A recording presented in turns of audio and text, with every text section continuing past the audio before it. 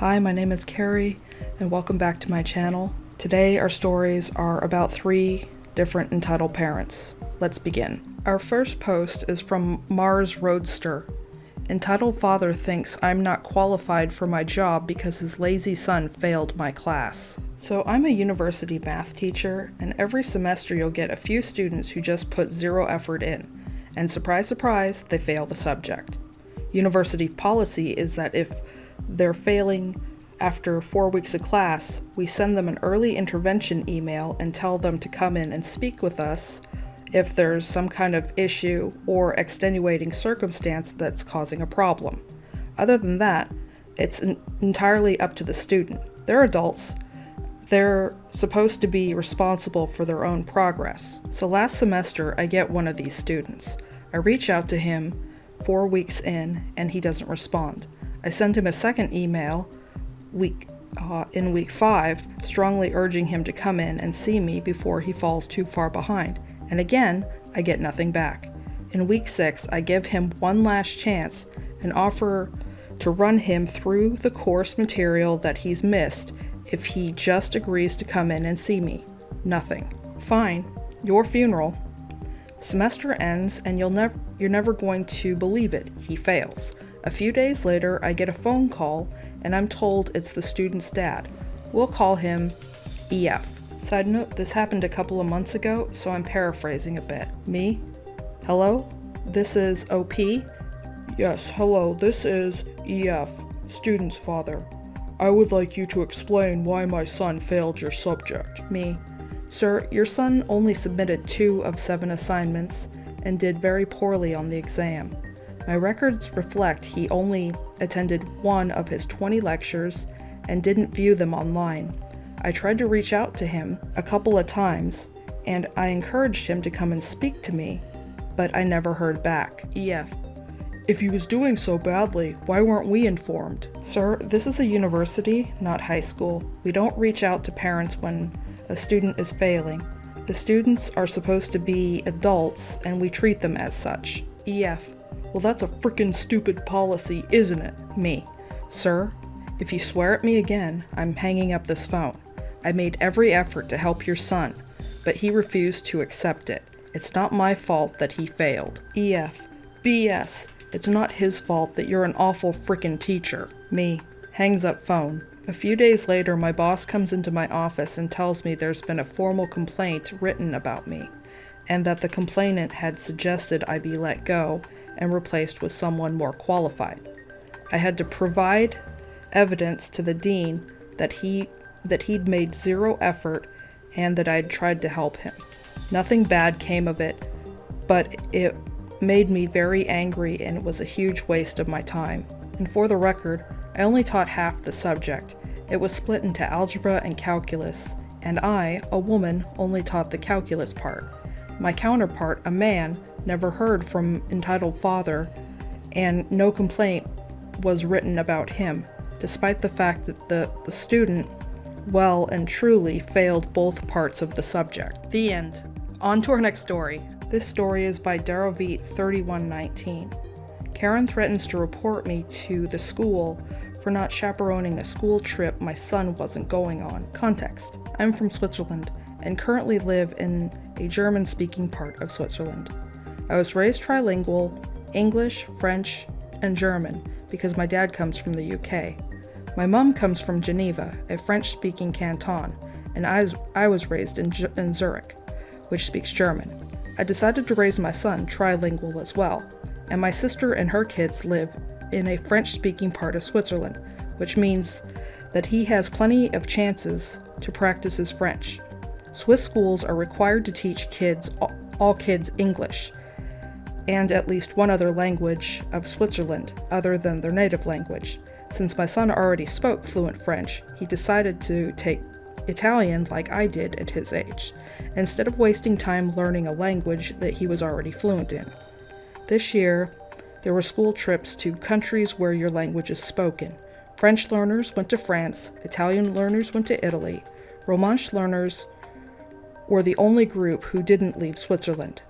And on with the story at hand. I was picking up my son from school and was talking with some of the other parents in the schoolyard when Karen appeared. I don't really talk to her very often. She usually hangs around the other side of the schoolyard, and our children know each other but aren't really friends.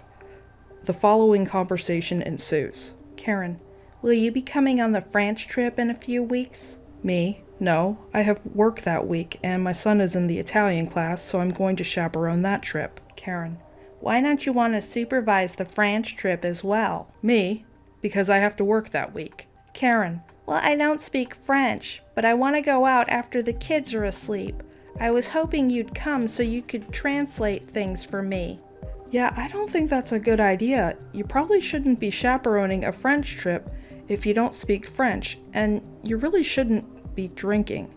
I mean, seriously, I thought the whole point of adult chaperones was so that they could get kids out of situations they couldn't get themselves out of.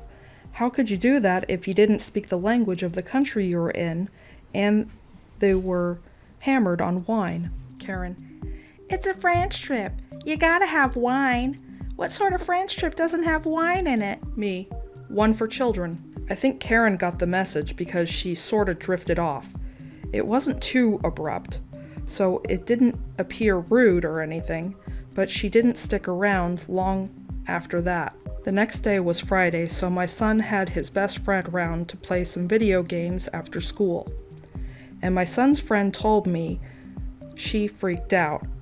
She and my son's friend's mom are really good friends, and she came over after school that day, fuming that I wouldn't be her personal translator for the weekend, while she got drunk, talking about reporting me to the school for being so disrespectful. I assume she means the one for children comment, but it's a Karen. She might just mean not helping her. What she thought the school was going to do was beyond me. I thought about telling the school. There were 3 witnesses, but then my son's friend told me that his parents had already done it. Apparently they were horrified that someone who was going to be watching their son would be drinking on the job, and they reported it the very next morning. Apparently she had told the school she spoke perfect French to get on the trip. She's no longer chaperoning the trip, and all those kids are safer for it. Edit. Realize that I spelt romanche in English, not romanche. Our final story of the day is by Isaac Clark 7688. Entitled Parent seems to think that Busy City Center store is free daycare. Tried to post this on my main, but I didn't have enough karma, so I'm posting it on my alternate. I used to work in an express supermarket in the UK, which was in a really busy city center location.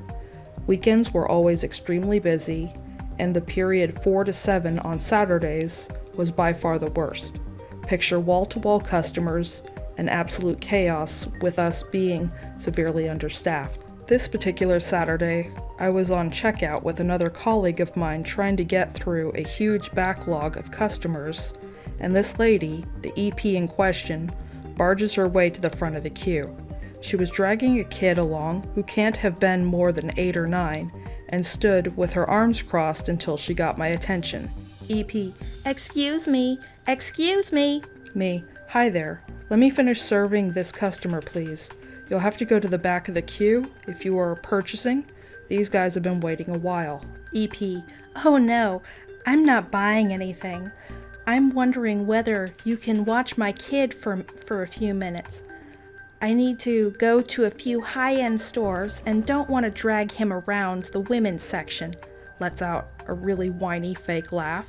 Me, I'm sorry, we really can't take responsibility for your kid. We have a job to do. We can't spare someone to watch him, and we cannot take legal responsibility.